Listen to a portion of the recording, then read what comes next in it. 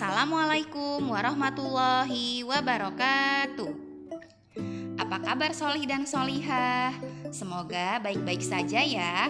Masya Allah, jumpa lagi di video pembelajaran tematik. Kali ini kita masuk pada tematik 4B, selalu berhemat energi, pada subtema 1 tentang sumber energi. Nah, sebelum kita mulai pembelajaran, marilah kita baca basmalah bersama-sama ya. Say basmalah. Bismillahirrahmanirrahim. Baiklah, sekarang kalian simak pembelajarannya dengan seksama ya. Cekidot.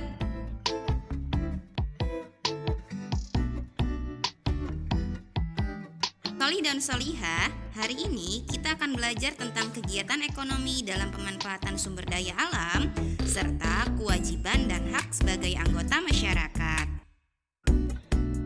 Nah, tahukah kalian, nasi yang kita makan sebagai makanan pokok berasal dari beras.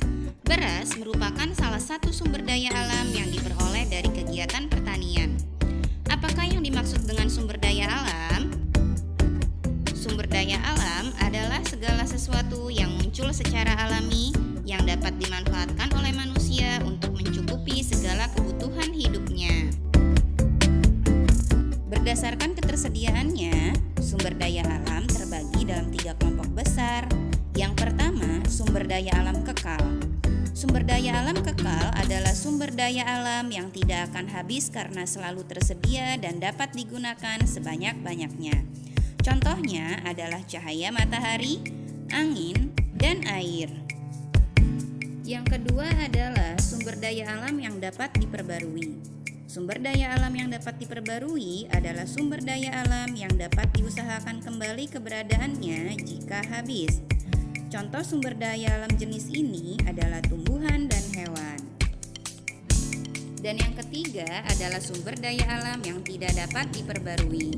Sumber daya alam yang tidak dapat diperbarui adalah sumber daya alam yang dapat habis jika digunakan terus-menerus. Contoh sumber daya alam yang tidak dapat diperbarui adalah minyak bumi, batu bara, dan barang tambang.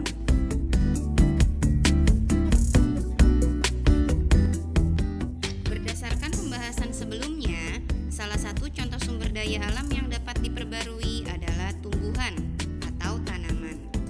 Tanaman padi dapat tumbuh karena kebutuhannya tercukupi, yaitu adanya matahari, air, dan unsur hara yang terlarut dalam air. Air merupakan salah satu sumber energi. Selain sumber energi, air merupakan komponen utama kehidupan. Tanpa air, tidak akan ada kehidupan di bumi. Apa saja manfaat air bagi manusia, hewan, dan tumbuhan? Mari kita bahas bersama-sama.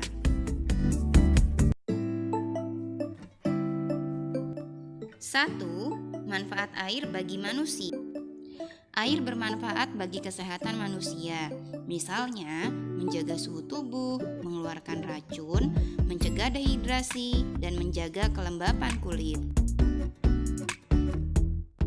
Air bermanfaat untuk kehidupan sehari-hari, seperti minum, memasak, mandi, dan mencuci. Air berguna untuk keselamatan, yaitu digunakan untuk memadamkan kebakaran. Selanjutnya yang kedua, manfaat air bagi hewan. Menjaga suhu tubuh, menjaga tekanan darah, alat transportasi nutrisi ke seluruh bagian tubuh, dan melancarkan pencernaan. Kemudian yang ketiga, manfaat air bagi tumbuhan. Melarutkan zat-zat hara dalam tanah sebelum diserap akar, salah satu bahan baku proses fotosintesis, dan menjaga agar suhu dalam tubuh tumbuhan tetap. Air termasuk kebutuhan dasar manusia. Setiap manusia memerlukan air bersih untuk kelangsungan hidupnya. Meskipun air termasuk sumber daya yang kekal, tetapi jika tidak dijaga kelestariannya, lama-kelamaan air bisa berkurang. Oleh karena itu, kita memiliki kewajiban untuk menjaga kelestarian air. Bagaimana cara menjaga kelestarian air? Berikut ini beberapa cara menjaga kelestarian air. Yang pertama, tidak membuang sampah atau limbah ke badan-badan air seperti selokan atau sungai. Yang kedua, melakukan penghijauan. Dan yang ketiga, menghemat penggunaan air. Kita sering mendengar kata hak dan kewajiban dalam kehidupan sehari-hari.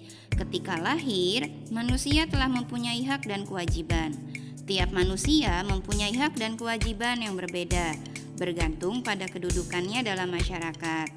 Nah, tahukah kalian apa itu hak? Hak adalah segala sesuatu yang harus didapatkan oleh setiap orang yang telah ada sejak lahir, bahkan sebelum lahir. Lalu, apakah kewajiban itu? Kewajiban adalah sesuatu yang harus dilaksanakan dengan penuh tanggung jawab. Hak dan kewajiban adalah sesuatu yang tidak dapat dipisahkan. Dari kewajiban muncul hak, dan sebaliknya, dari hak muncul kewajiban. Contohnya, setelah belajar atau membantu ibu, kamu berhak bermain. Hak dan kewajiban harus seimbang. Sebelumnya, kita harus tahu hak dan kewajiban kita. Laksanakan apa yang menjadi kewajiban kita, dan dapatkan apa yang menjadi hak kita. Jika hak dan kewajiban seimbang dan terpenuhi, maka kehidupan kita akan harmonis, aman, dan sejahtera. Nah, sekarang kalian baca dulu ya bacaan pada halaman 33 tentang sumber daya perikanan Kabupaten Jember.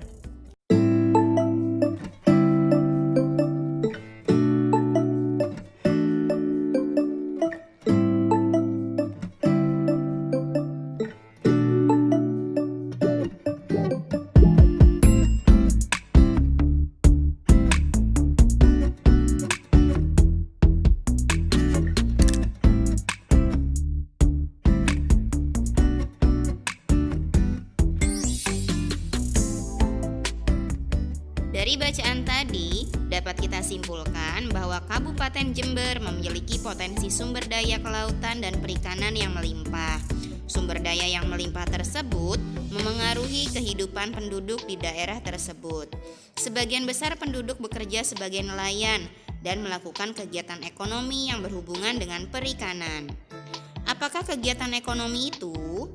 Kegiatan ekonomi adalah kegiatan yang dilakukan oleh manusia dalam memenuhi kebutuhan hidup. Kegiatan ekonomi mencakup kegiatan produksi, distribusi, dan konsumsi.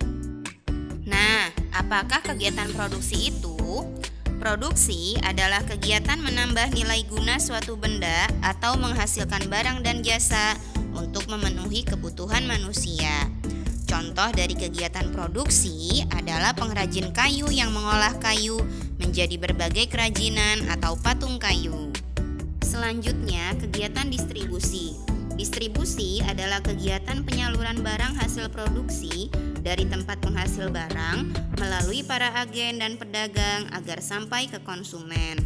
Contohnya, pengrajin kayu menyalurkan hasil kerajinannya ke pasar atau toko kerajinan. Dan yang terakhir, kegiatan konsumsi. Konsumsi adalah kegiatan menggunakan atau menghabiskan barang dan jasa. Contohnya, membeli patung kayu di toko kerajinan, kemudian memajangnya di ruang tamu sebagai hiasan rumah. Kondisi alam Indonesia yang beragam menyebabkan kegiatan ekonomi antar satu daerah dengan daerah yang lain berbeda. Contohnya, pada masyarakat pedesaan. Kegiatan ekonomi pada masyarakat pedesaan sangat bervariasi. Hal ini tergantung pada kondisi alam tempat masyarakat tinggal.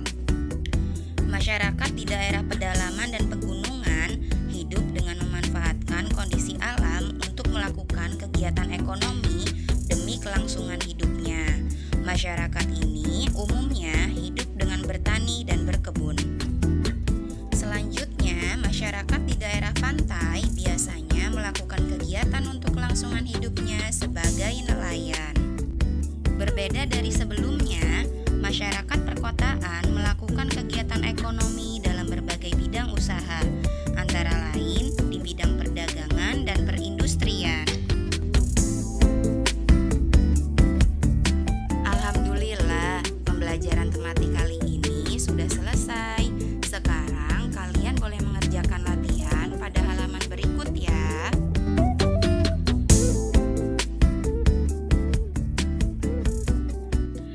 Terima kasih telah menyaksikan video pembelajaran ini. Tetap semangat dan selalu jaga kesehatan. Wassalamualaikum warahmatullahi wabarakatuh.